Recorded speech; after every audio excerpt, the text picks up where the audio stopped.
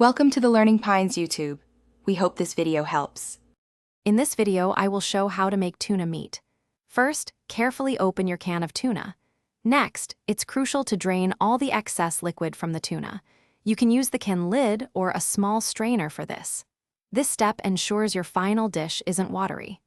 Once drained, transfer the tuna into a medium-sized mixing bowl, ready for the next ingredients. Now, let's add the creamy base. Incorporate about 2 to 3 tablespoons of your favorite mayonnaise into the flaked tuna.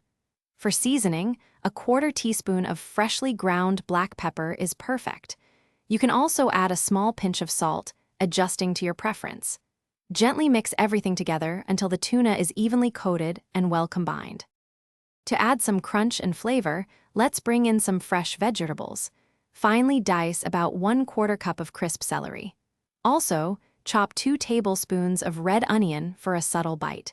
Carefully fold these ingredients into your tuna mixture. This step enhances both the texture and the overall taste of your tuna. Give everything a final, thorough mix to ensure all ingredients are well distributed. Now, taste your tuna and adjust any seasonings, like salt or pepper, if necessary. You can serve your tuna immediately on bread, crackers, or lettuce wraps. Alternatively, cover and chill it in the refrigerator for up to 2 days. Thanks for watching. Consider subscribing if we helped you.